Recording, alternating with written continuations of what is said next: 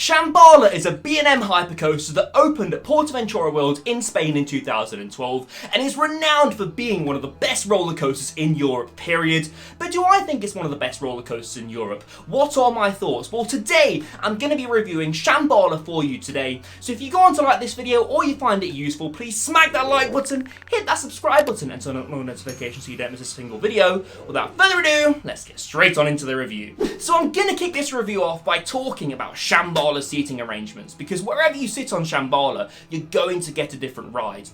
So Shambhala has 8 rows of 4 seats, so, like a standard B&M hypercoaster really. But what's different about Shambhala is you have 2 rows per car. So at the front of each car you have 2 seats which are positioned together, and at the back of each car you have 2 seats which are positioned towards the edge of the actual car itself. And I like to call these seats the wing seats. Now the wing seats are my favourite seats on Shambhala, no matter where you sit on the roller coaster, because it offers such a freeing experience.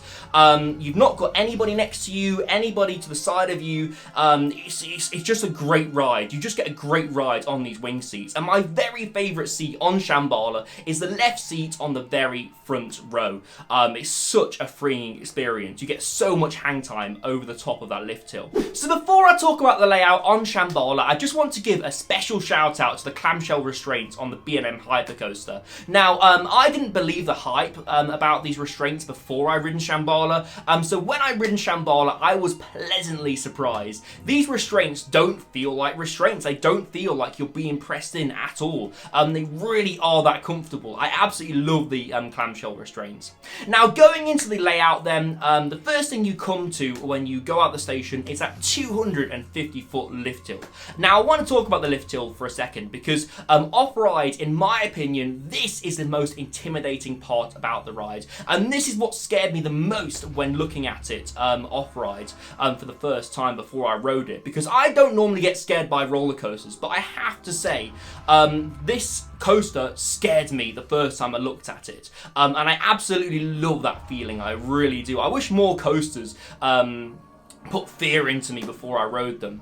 Now this lift hill offers some amazing views. I love the views of mainland Spain if you look to your right. You get some amazing views of the sea if you look to your left. And straight ahead of you, if you are on the front, you get some amazing views of the mountains that surround Salou, Spain. The views on Shambhala are just something to be experienced, and you need to ride Shambhala for the views alone, in my opinion. Then you come to that massive 255-foot drop, and I have to say, this is the best drop I've ever done on a roller coaster. It's so forceful no matter where you sit. It's really intense on the back, but if you crest over the lift hill on the front, you get some amazing hang time before you hit that intensity at the bottom. It's just amazing. Then you go into the first airtime hill on Shambhala, and it offers some great floater airtime on the front, but on the back you really are pressed against that restraint. You can definitely feel yourself leaving your seat. I love the first airtime hill, but it's not my favourite element on the ride. Then you go into the ampersand, which acts as a turnaround for Shambhala's layout. And I've never done an ampersand before, so when I did Shambhala's ampersand, I really wanted to see how it compared to some of the other elements I've done on roller coasters before. And I love it. It's nice and intense. No matter where you sit on the coaster, you are pressed into that turnaround. Then you hit an ejector airtime hill, which forces you up against your restraint. No matter where you are on that roller coaster, you are getting some mad airtime on Shambhala over that airtime hill. That's my favourite element on the ride.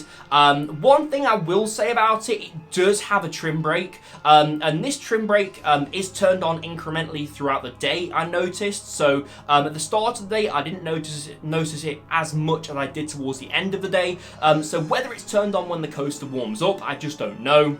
But then you are thrown into another airtime hill, which is absolutely fantastic, before you hit that iconic splashdown section on Shambhala.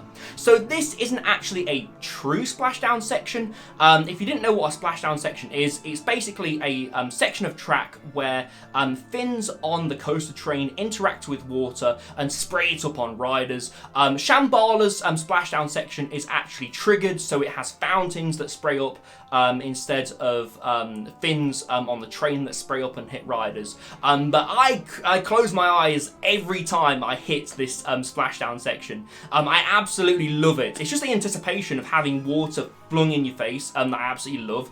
You definitely need it with the Spanish heat as well. Like, without fail, every time I close my eyes during Shambhala Splashdown.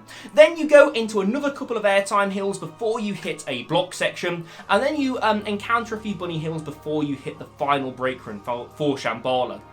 I have to say, I love the layout on Shambhala. It's so good. It's simple but effective. It does exactly what it needs to do, and it gives you airtime. That's all it needs to do. That's all a hypercoaster needs to do, and it offers it you in bucket loads. Now, I prefer intensity over airtime, and there's plenty of intensity on Shambhala as well, particularly at the bottom of the drop, on the ampersand, and on some of the turnaround sections after the block section. If the block section doesn't slow you down too much, you get some fantastic intensity on that turnaround before you hit the bunny hills. I absolutely love Shambhala's layout. I really do, and I feel like it makes the coaster for me. So before I talk about where Shambhala ranks in my overall top 10, I first want to talk about Shambhala and what I don't like, because I feel like there are some things that really do bug me about Shambhala.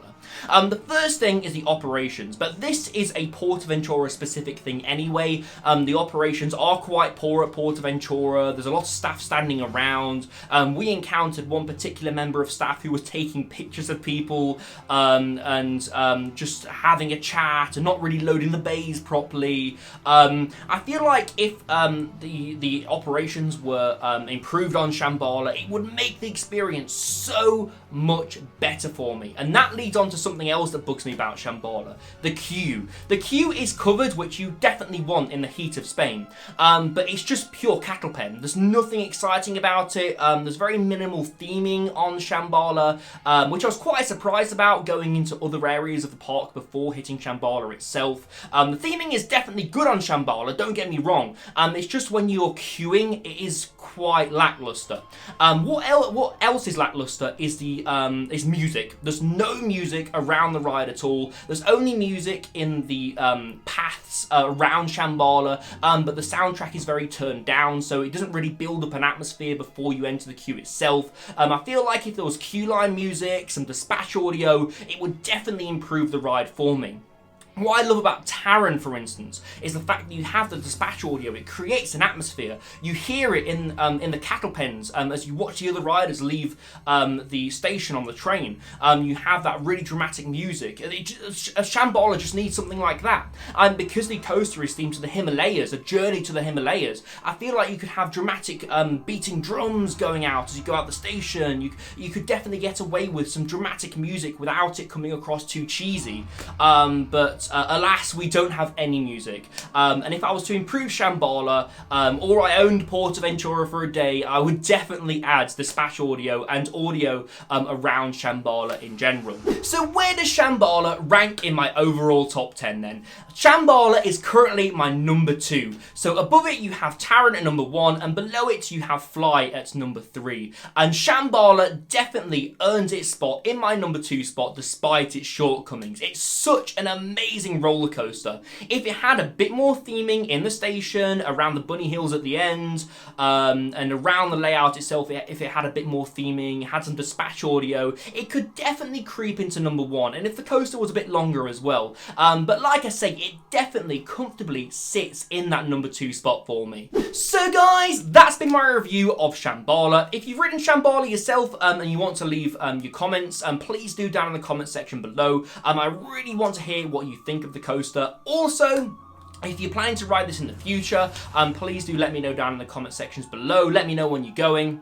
because again, I really want to hear what you guys are talking about and what you think about this roller coaster. You're going to be wanting to be subscribed, by the way, because I have the opening of Sick at Flamingo Land coming up, or as I like to call it, the coaster. If you want to find out why I call it that, then please do subscribe for that video, because it's going to be so good. I can't wait for the opening of Sick. I really, really can't. I've been Ryan from my coaster, and I shall see you in the next video. Goodbye.